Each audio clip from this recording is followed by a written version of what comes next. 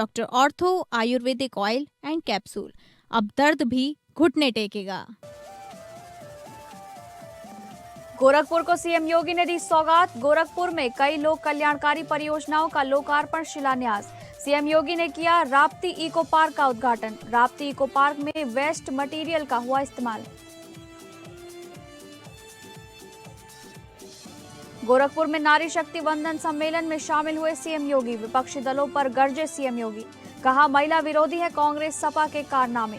महिलाओं को नेतृत्व का अधिकार नहीं देना चाहती है विपक्षी पार्टियां।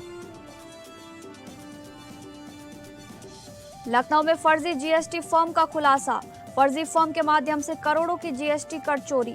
पुलिस ने आरोपी को किया गिरफ्तार।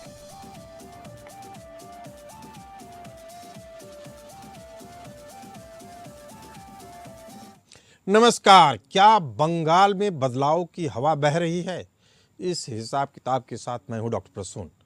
2026 के पश्चिम बंगाल विधानसभा चुनाव में ममता बनर्जी की कड़ी टक्कर स्थानीय बीजेपी नेताओं से ज़्यादा मोदी और योगी की छवि से है।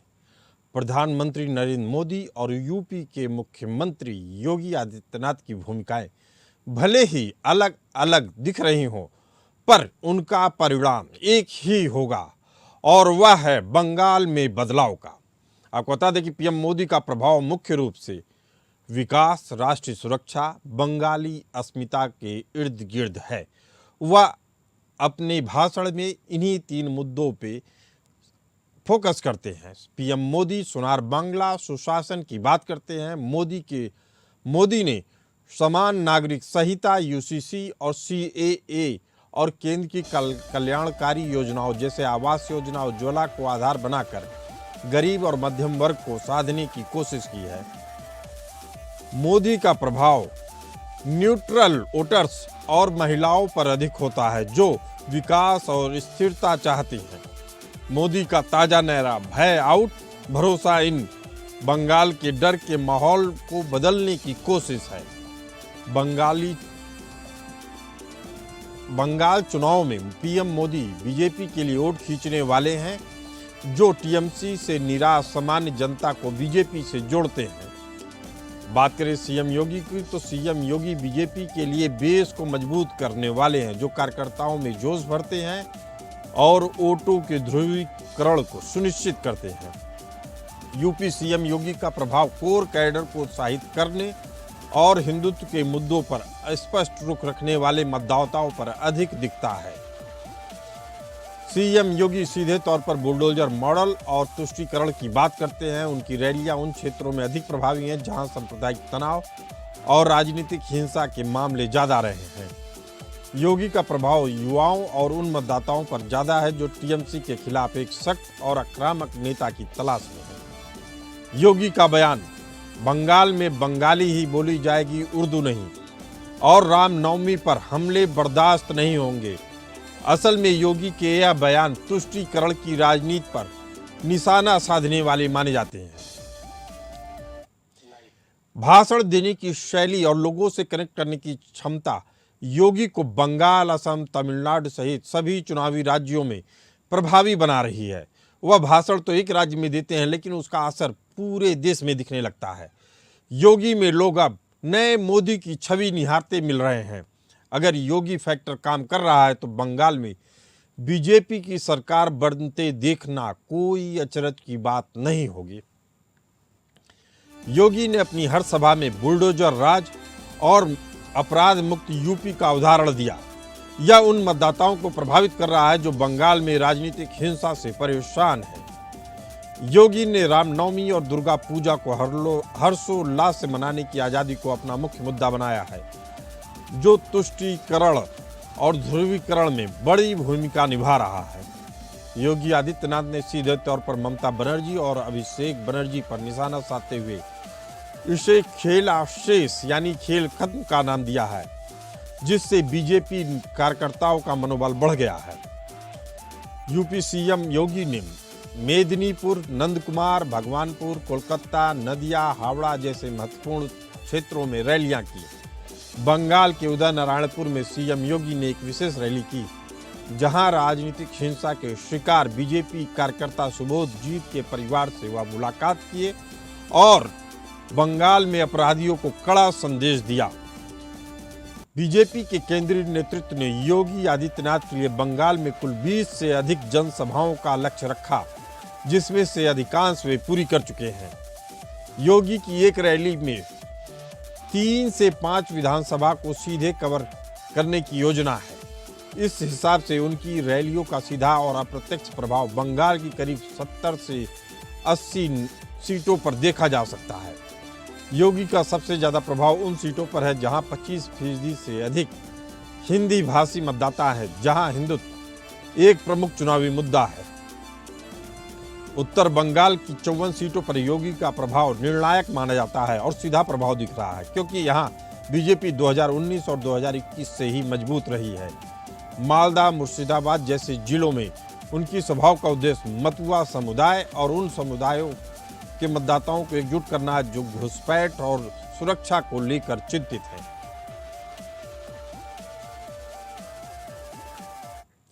जहां योगी की रैलियों में भारी भीड़ उमड़ी, जिससे हैरान परेशान पश्चिम बंगाल की मुख्यमंत्री ममता बनर्जी की पार्टी टीएमसी ने इसे बाहरी बनाम बंगाली की अस्मिता के रूप में पेश किया। ममता बनर्जी ने अक्सर योगी के यूपी मॉडल पर सवाल उठाते हुए इसे विकास विरोधी और भेदभावपूर्ण बताया। इसी मुद्दे पर चर्चा करने के लिए हमारे साथ मौजूद हैं मैनेजिंग एडिटर विनय राय जी, हमारे साथ मौजूद हैं, और वरिष्ठ पत्रकार सुजीत धर जी मौजूद हैं जो बंगाल से सीधे जुड़े हुए हैं हमारे साथ। आप दोनों मेहमानों का बहुत बहुत स्वागत है। विनय जी, पहला सवाल आपसे। ममता बनर्जी का मुख्य मुद्दा बंगाली बनाम बाहरी का रहा है। क्या मोदी और योगी की प्रखर हिंदुत्व और बंगाल की लोक संस्कृति भक्ति परंपरा के सामने एक व्यापक हिंदू पहचान बनाने में सफल होंगे? देखिए प्रसून जी, सबसे बड़ी बात है कि जिस तरीके से बंगाल के चुनाव को भारतीय जनता पार्टी ने अपने चारों चक्रीव्यूह बना के घेरा है, उसमें ममता बनर्जी को सिर्फ आप एक मुद्दे पे नहीं घेर रहे हैं, उनके लॉ एंड ऑर्डर पे घेर रहे हैं, उनके बेरोजगार का जो 15 साल की सत्ता का जो बेरोजगारी का आलम रहा उसको लेके घेर रहे हैं। उसके साथ साथ जो ममता बनर्जी भी रिएक्शनरी है, अगर देखिए कोई जय श्री राम के नारे लगाता है उस पर रिएक्ट कर जाती है, तो सनातन का इश्यू भी उसमें इन्वॉल्व हो चुका है। और यही कारण है कि जब वहां योगी आदित्यनाथ पहुंचते हैं तो उनका स्वागत एक जन नेता या मुख्यमंत्री के तौर पे नहीं हो रहा है। अगर आप देखें तो शुभेंदु अधिकारी मंच पे साष्टांग प्रणाम कर रहे हैं, पैर छू रहे हैं, उनका जो उनके कैंडिडेट है उनका पैर छू रहे हैं। तो अपने आप में एक मैसेज देने की कोशिश है कि उत्तर प्रदेश खासतौर से इस समय जो देखा जा रहा है, एक डेवलपमेंट मॉडल है, लॉ एंड ऑर्डर को लेकर स्ट्रिक्ट सरकार है, और योगी आदित्यनाथ भी यही बताने की कोशिश कर रहे हैं बंगाल में जाकर के कि जो यहाँ घुसपैठी हावी हो गए, बंगाली अस्मिता के साथ जो छेड़खानी की गई है, उसको अगर भाजपा आती है तो उसको सुधारने काम करेगी। एक एक बांग्लादेशी जो बाहर से है उनको बाहर करेगी, और बांग्लादेश जो बंगाली हैं जो खास तौर पे उनका सम्मान स्वाभिमान कायम रखेगी। और यही कारण है कि अगर आप देखें तो योगी की जो पॉपुलैरिटी है उसको खास तौर से बंगाल में कैच करने के लिए भारतीय जनता पार्टी ने भी एक चक्रव्यूह बनाया कि जहां जहां पे हिंदुत्व वोटर है, जहां पर बिहार उत्तर प्रदेश के मतदाता जाके बरसों पहले बस गए हैं, उस पॉकेट पे उनकी ड्यूटी मतलब इलेक्शन कैंपेन को लगाया जाए। और एक रणनीति और पता चली जो भारतीय जनता पार्टी के तरफ से कि अगर कोई मान लीजिए अमित शाह का प्रोग्राम मांग रहा है, साथ में योगी आदित्यनाथ का प्रोग्राम मांग रहा है, तो उसमें सिर्फ एक का ही मिलेगा। ऐसा नहीं कि कोई कैंडिडेट वीआईपी है उसको दोनों को उस विधानसभा में दे दिया जाए। तो कम से कम ये माना गया है कि कहीं पर अगर अमित शाह की डिमांड है और योगी आदित्यनाथ की डिमांड है तो इसमें इक्वल पैरामीटर दोनों के लिए इस्तेमाल हो रहे हैं। नरेंद्र मोदी नो डाउट कि अलग उनका एक ऑरा है, तो उसके लिए अलग एक स्ट्रेटजी तैयार की गई है कि उनको किस तरह से चुनाव मैदान में उतारा जाए। लेकिन सबसे बड़ी चीज है कि खास तौर से अमित शाह की अगर देखी जाए स्ट्रेटजी तो उनकी दूसरी स्ट्रेटजी है। आज भी वो बंगाल में कैंप करके बार बार कंट्रोल रूम में जा रहे हैं, अपनी सारी मॉनिटरिंग कर रहे हैं, कहाँ किस तरह से मतदान हो रहा है, कहाँ किस तरह से कोई। विनय राय जी, जो अभी खबर मिल रही है भारी संख्या में सुबह से ही मतदाता अपने मत का प्रयोग कर रहे हैं, यह किस ओर इशारा कर रहा है? क्या ममता बनर्जी के पक्ष में दिखा रहा है या बदलाव की ओर इशारा कर रहा है? जी देखिए, दोनों पार्टियों के लिए जीवन और मरण का सवाल है। दोनों तरफ के कार्यकर्ताओं ने पूरी ताकत झोंक दी है। वैसे तो अगर साफ तौर पर देखा जाए तो सुजीत जी ज्यादा बेहतर बताएंगे, लेकिन हम लोगों ने जितना अभी तक इलेक्शन के बारे में समझा है कि अगर ज्यादा मतदान होता है तो परिवर्तन की बात कही जाती है। लेकिन आमने सामने की लड़ाई है पश्चिम बंगाल के अंदर। ऐसे में दोनों पार्टी के वर्करों ने अपनी पूरी ताकत लगाई है कि कहीं से कोई चूक न होने पाए। और बंगाल का चुनाव T20 मैच की तरह है, जो अंतिम समय तक अच्छी बैटिंग कर जाएगा, अच्छी बॉलिंग कर जाएगा, वो विजेता बनेगा। अगर थोड़ी भी चूक हुई, सावधानी हटी, दुर्घटना घटी, तो सत्ता की लड़ाई के लिए अंतिम दिन तक आपको संघर्ष करना पड़ेगा, अंतिम घंटे तक मतदान में संघर्ष करना पड़ेगा कि आपका वोट पड़े। और साथ में एक चीज और ध्यान रखना पड़ेगा, जैसे पिछली बार हुआ था कि मतदान के बाद हिंसा हुई, तो हिंसा न फैलने पाए। मतदाता को इस बात का भरोसा रहे कि सरकार जो भारतीय जनता पार्टी केंद्र में उसने जो सुरक्षा बल तैनात किए हैं, उनको सुरक्षा पूरा मुस्तैद रहेगी, सुरक्षा को मुहैया कराएगी। बंगाल से सीधे हो पाएगा। ग्राउंड पे मौजूद हैं सुजीत धर जी। सुबह से ही हिंसा की खबरें मिल रही हैं। बताया जा रहा है कि शुभेंदु के ऊपर हमला हुआ है, उम्मीदवारों को दौड़ा के मारा जा रहा है। हुमायूं, तथाकथित हुमायूं जो बड़े नेता बन रहे हैं मुस्लिम चेहरे के तौर पे, उनके साथ भी मारपीट की घटना हुई है। टीएमसी कार्यकर्ता कर रहे हैं, टीएमसी कार्यकर्ता जगह जगह पे विवाद कर रहे हैं, झगड़ा कर रहे हैं, या क्या इशारा कर रहा है? और क्या इसी का रिएक्शन होगा क्या कि जब बुलडोजर मॉडल बंगाल की उस जनता को अपनी ओर खींच पाएगी जो दशकों से राजनीतिक हिंसा को अपनी नियति मान चुकी है?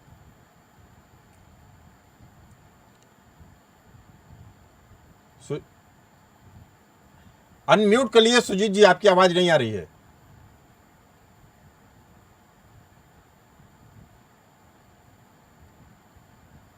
हाँ जी, आवाज आ रही है आपकी जी। फिर म्यूट हो गया, आवाज आ रही है सुजीत जी। जी, फिर म्यूट हो गया उनका। सुजीत जी अनम्यूट करिए अपनी आवाज।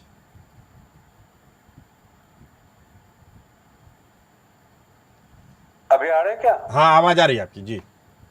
हाँ, तो बंगाल में हिंसा तो बहुत पुरानी चीज है। हिंसा होते रहते, हिंसा होने ही जाएंगे, कभी खत्म नहीं होगा हिंसा का बात। लेकिन बात यह है कि बंगाल में जो इस बार हुआ, ये SIR का दर्जे, इतने सारे वोटर्स को बाहर निकल गए, जैसे 27.2 लाख वोट में अभी 139 खाली हाँ बोलेंगे, 139 27.2 लाख वोट्स में, मतलब 0.0005%। तो ये लेके बहुत चर्चा हो रहे, बहुत चिल्ला मिल्ली हो रहे। और एक दूसरा चीज है कि हाँ, मतदान ज्यादा हो रहे, सुबह से दोपहर तक 62% से ज्यादा वोटिंग हो रहे, लेकिन ये सब हो रहे शहर के बाहर। ये कलकत्ता शहर में एक जैसे होते हैं, और जो ग्रामांचल है ना, उसमें ज्यादा वोटिंग दूसरे कारण की होते हैं। दूसरे कारण मतलब उन लोग सुबह सुबह जाते हैं, वोटिंग करते हैं, घर आके खाना पकाते हैं, काम करते हैं। शहर में उल्टा होते हैं। तो ये ऐसे देखना नहीं है कि ज्यादा वोटिंग हुआ कि चेंज होगा, लेकिन चेंज के लिए तरस रहे हैं लोग, ये सच बात है। चेंज के लिए तरस लगे, वो अगर वोट बीजेपी के जाए या CPM के जाए। सुजीत धर जी, आप एक बड़ी इंपॉर्टेंट बात कह रहे हैं हिंसा बंगाल की नियति बन चुकी है और लोग हिंसा के आदी हो चुके हैं। क्या यह कारण यह इकलौता कारण अपने आप में पूरा नहीं है जो राजनीतिक बदलाव के लिए मजबूर कर दे लोगों को? नहीं, ये खाली ये कारण नहीं है, कारण और भी है।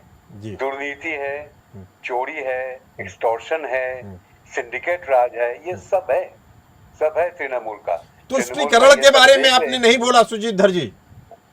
तुष्टीकरण के बारे में नहीं बोलूंगा क्योंकि हमारा बंगाल में कभी कभी आते रहते हैं, 71 का लड़ाई के शुरू से आते रहते हैं उन लोग, और ये कोई इसका एनुमरेशन नहीं हुआ, कुछ नहीं हुआ, कभी आते रहते हैं, ज्यादा बढ़ गए। अब कौन है सच, कौन है नकली, ये बताना बहुत ही मुश्किल है। लेकिन ये सच है कि बहुत दिनों तक यहाँ पे जो रह रहे हैं, 4-5, ये बताना बहुत ही मुश्किल है। सुजीत धर जी कह रहे हैं। विनय राय जी, इसी पर आपका जवाब लेंगे कि क्या बंगाल में बैठ के इस पे बात करना क्या इतना भी मुश्किल है? बड़ा विषय ये है कि जो बदलाव की बयार दिख रही है उसके पीछे कारण क्या है? क्या जनता वास्तव में राजनीतिक हिंसा को जो अपनी नियत मान चुकी थी उससे उभरने का फैसला कर चुकी है? चूँकि हमारे साथ इस मुद्दे पर दो स्पेशल गेस्ट हैं, सुजीत धर जी बंगाल से और मैनेजिंग एडिटर विनय राय जी हमारे साथ हैं। विनय राय जी, जिस तरीके की चर्चा से साफ है कि बंगाल में रहकर कोई भी मुस्लिम तुष्टीकरण की बात नहीं करना चाहता, वह बताता है कि कानून व्यवस्था की दिक्कत है, सारी चीज़ें, लेकिन मुस्लिम नाम लेते ही उसका गला सूख जाता है। इसके पीछे क्या कारण है? जी देखिए, दो चीजें हैं। अगर आज आप चुनाव देख रहे हैं तो बिंदु सरकार के ऊपर हमला हुआ। कोई भी कार्यकर्ता किसी कैंडिडेट पे हाथ कब उठाएगा? क्योंकि उसका वेस्टेड इंटरेस्ट उसमें लागू, उसको लगता है अगर सरकार गलती से अगर ममता बनर्जी की नहीं बनती है तो जो नई सरकार आएगी उनके साथ क्या करेगी, तो उसके लिए जीवन मरण लगा हुआ है। और सामान्य अगर वो मतदाता होता तो चुपचाप अपना वोट डालता, अपने घर जाता। लेकिन अगर मारपीट पे उतारू है तो ये समझना पड़ेगा वो किस तरह का उपद्रवी मतदाता है या कार्यकर्ता है, नंबर एक। दूसरी चीज कि जो SIR हुआ उसमें 2003 को हमने बेंचमार्क रखा। 2003 से पहले जैसे अभी सुजीत जी बता रहे थे, भाई 71 के बाद से आना जाना लगा रहा, तो लगभग 32 साल तक जो व्यक्ति आया, तो उसके बाद से 2026 की बात हम कर रहे हैं, तो उसके घर में बाबा का वोटर बन गया, उसके साथ जो बेटा आया उसका वोटर हो गया, उसका उसका बच्चा वोटर होगा, 3 पीढ़ियां वोटर लिस्ट में आ गई। तो एक क्रम बन गया, उनको हटाना इतना आसान नहीं है। आप कैसे तय करेंगे कि वो ओरिजिनल पश्चिम बंगाल के नागरिक हैं या बांग्लादेशी हैं? तो सबसे बड़ा सवाल आज की तारीख में भी यही आकर रुका हुआ है कि आप उसका कोई पैरामीटर नहीं सेट कर सकते। क्योंकि पैरामीटर तो नहीं तय कर सकते हैं, लेकिन राजनीतिक हिंसा का सबसे सहज टूल यही बांग्लादेशी अवैध प्रवासी बन रहे हैं। चाहे वह इंडिया में रुके रहने की उनकी अपनी लालच हो या उनकी मजबूरी हो, चूंकि भारत में रहना है तो TMC के हिसाब से काम करना है, नहीं तो उनको देश निकाला दिया जा सकता है। मैतेई समुदाय की बात की जाए तो मैतेई समुदाय के ऊपर भी यही दिक्कतें देखी जाती हैं। हालांकि पिछले चुनाव तक तो वह बीजेपी का वोटर रहा है। क्या उसमें उसकी लॉयल्टी में कोई बदलाव आ रहा है और मैतेई समाज को कैसे समाहित करेगी पश्चिम बंगाल की सरकार, आने वाली सरकार? इस पर चर्चा करने के लिए हमारे साथ मौजूद हैं सुजीत धर जी। मैतेई समाज को आप इस पूरे चुनाव में कैसी भूमिका देखते हैं उसकी? जी, मैतेई समाज को पहले उनका सिचुएशन काफी नाजुक है। पहले उसको बीजेपी का साथ समर्थन मिला, लेकिन उसका बाद समर्थन चले गए। प्रॉब्लम है कि वो किसको वोट देंगे वो नहीं जानते हैं, वो उसको वोट देना मुश्किल है। मैं आपको सोचना होगा कि मैतेई समाज मोस्टली बांग्लादेश से ही है, यहाँ का नहीं है। बांग्लादेश से जो आए हैं, लेकिन इतने दिनों पहले आए हैं, वो हमारा देश के जुड़े हुए हैं। तो आपको सोचना होगा कि मैतेई समाज अभी इंडिया का भी है, ऐसे मैतेई समाज बांग्लादेश में भी कानून तो पास हो गया ना सुजीत जी। कोई भी पड़ोसी देश का हिंदू हो, ईसाई हो, सिख हो, अगर वह भारत में आके रह रहा है तो उसको नागरिकता मिल सकती है, और काफी लंबे समय से रह रहा है तो उसका तो हक है। ये तो कानून पास हो चुका है। लेकिन अब इसमें दिक्कतें क्या आ रही हैं सुजीत जी? दिक्कतें हैं कि बीजेपी ने जो उसको प्रॉमिस किया पहले, उसको प्रॉमिस के बगैर कुछ काम किया बीजेपी ने, उसको रिकॉग्निशन नहीं दिया, इसीलिए कुछ प्रॉब्लम हो गया, उन्होंने थोड़ा बीजेपी के अगेंस्ट हो गया। लेकिन ये TMC का पक्ष में जा रहा है, ये नहीं बोलूंगा मैं। मतलब मैतेई समाज ऐसे जगह में पहुंच गए, वो भारी संख्या में वोट कोई तीसरी जगह में लाएंगे। आप सोचिए मत, ये CPM ने बहुत देर तक जाग उठे, उन्होंने बोल रहे हैं कि ऐसा सिचुएशन हो गया, हमें कुछ वोट भी मिल जाए। तो सुजीत जी, एक बड़ा सवाल ये भी है कि यह चुनाव दो तरफा मुकाबला है या तीतरफा? CPI क्या इसमें शामिल है इस खेल में? CPIM? हाँ, CPM पहले शामिल नहीं था, कुछ नहीं था उनको, लेकिन जैसे SIR हुआ वैसे TMC का सिचुएशन खराब होते रह गए, और बीजेपी का सिचुएशन इतनी ज्यादा अच्छा नहीं हुआ कि वोट मुझसे उन्हीं को मिल जाए। इसमें एक लूप होल मिला CPM को। CPM अभी जोरदार प्रचार कर रहे हैं, और हो सकते हैं CPM को इस बार कुछ सीटें मिल जाए। कुछ सीटें मिलेंगी तो किसकी कीमत पे मिलेंगी? तृणमूल कांग्रेस की कीमत पे या बीजेपी की कीमत पे? वोट CPM को मिलेगी TMC का कीमत पे। TMC को वोट डालना नहीं चाहते लोग, इतनी करप्शन है यहाँ पे, नहीं डालना चाहते, और बीजेपी को वोट डालना नहीं चाहते। तो थर्ड पार्टी है CPM, उसको इसी वोट में मिल जाते। उसको पहले 7% वोट था, अभी मैं सोच रहा हूँ कि 10% भी हो जाए इसमें तो काफी वोट निकल जाएगा टीएमसी का। चलिए, विनय राय जी हमारे साथ मौजूद हैं। विनय राय जी, जो स्थितियां परिस्थितियां दिखाई दे रही हैं, सुजीत जी भी जिसकी गवाही दे रहे हैं, उससे साफ है कि तृणमूल कांग्रेस की जमीन उनके पैर के नीचे से खिसक चुकी है या खिसक रही है। इसके पीछे सबसे बड़ा, अगर आपको 10 में से किसी को नंबर देना हो, 9, 10, 8, तो वह आप प्रधानमंत्री मोदी को देंगे, सीएम योगी को देंगे, अमित शाह जी की रणनीति को देंगे? जी देखिए, सबसे बड़ी बात है, भारतीय जनता पार्टी के संगठन को क्रेडिट पहले देना चाहिए, क्योंकि केवल एक महीने में कोई भी दल चुनाव लड़ने नहीं जा सकता।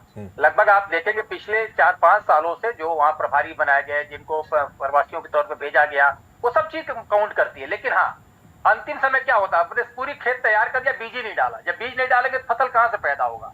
तो नो डाउट कि प्रधानमंत्री को इस रेस से किनारे करिए, लेकिन इसमें अगर सबसे बड़ा किरदार किसी का है तो अमित शाह का और फिर योगी आदित्यनाथ का है, कि जिस तरीके से उन्होंने पूरे वोटर्स को एक संदेश दिया कि हम जब आएंगे तो लॉ एंड ऑर्डर पे बात होगी, हम आएंगे तो आपकी सुरक्षा की बात होगी, हम आएंगे तो आपके अधिकार की बात होगी, हम आएंगे तो नारी सुरक्षा की भी बात होगी। क्योंकि जितने भी नए मतदाता बने, अगर उन पर आप गौर करेंगे, जितने भी अब तक हम लोग रिव्यू देखे हैं, उसमें एक रिजल्ट साफ है कि जो नए मतदाता है वो भी ममता बनर्जी को पसंद नहीं कर रहे हैं। जो सबसे बड़ी ताकत महिला मतदाताओं की होती थी, वो भी इस बार ममता बनर्जी के साथ उस तरह से इंटैक्ट नहीं जैसे पहले हुआ करते थे। तभी जुबान पे अगर कोई मीडिया कर्मी पूछता भी है तो सीधे तौर पे कहते हैं कि आगे आगे देखिए क्या होता है। वो खुल के दीदी के पक्ष में नहीं बोल रहा है, लेकिन इशारों से बता रहा है वो दीदी के खिलाफ है।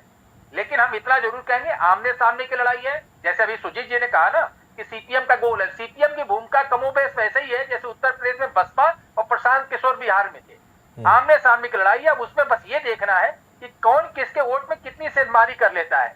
अगर सीपीएम ने ठीक से वोट काटने की कोशिश कर दी टीएमसी की, तो भाजपा की सरकार बननी तय हो जाएगी, और अगर उसमें कुछ चूक हो गई तो कांटे की लड़ाई है, देखिए आगे पीछे होता क्या है। लेकिन इतना तय कि भारतीय जनता पार्टी ने जितनी उसकी ताकत थी, उसने अपनी पूरी ताकत इस पूरे चुनाव में झोंक रखी है। एक अवैध घुसपैठियों का भी मामला पूरे देश के लिए चिंता का विषय है। योगी आदित्यनाथ ने अपने चुनाव प्रचार में साफ कर दिया है कि अगर बीजेपी की सरकार बनती है तो इन अवैध घुसपैठियों को बांग्लादेश वापस भेजा जाएगा। तो लाखों करोड़ों की संख्या में जो बांग्लादेशी आए, उनको क्या वास्तव में भेजना मतलब संभव है?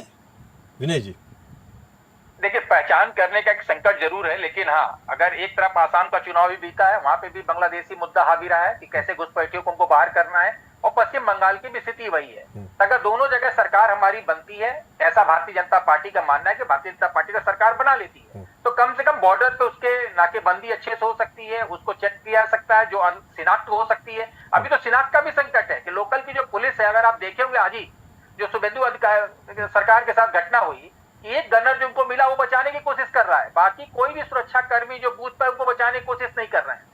तो जब तक लोग, सरकार के जो सिस्टम के लोग हैं, उनको ये भरोसा न हो जाए कि ममता दीदी जाने वाली हैं, तब तक वो आपके साथ खुलकर नहीं आने वाले हैं। तो सबसे बड़ी चीज है कि सिस्टम को ये मैसेज चला जाए कि अब सरकार बदल चुकी है, सरकार की मंशा क्या है। अगर सिस्टम को लोग चाहेंगे तो शिनाख्त करने में कोई मुश्किल नहीं है। हाँ, 100% नहीं हो सकता, लेकिन मेजॉरिटी शिनाख्त हो सकती है। अब उसके आगे कैसे उनको डिपोर्ट करेंगे, अलग चुनौती होगी। लेकिन एक चीज तो साफ है इस चर्चा से कि बदलाव की बयार बह रही है। 23 और 29 अप्रैल को होने वाली मतदान की पहले चरण में योगी आदित्यनाथ की इन रैलियों का असर सीटों के आंकड़ों में कितना तब्दील होता है, यह 4 मई के नतीजों के बाद साफ होगा। आप दोनों मेहमान इस खास चर्चा में आए, आप दोनों का बहुत बहुत धन्यवाद। फिलहाल इस चर्चा में इतना ही, हमें दीजिए इजाजत। नमस्कार।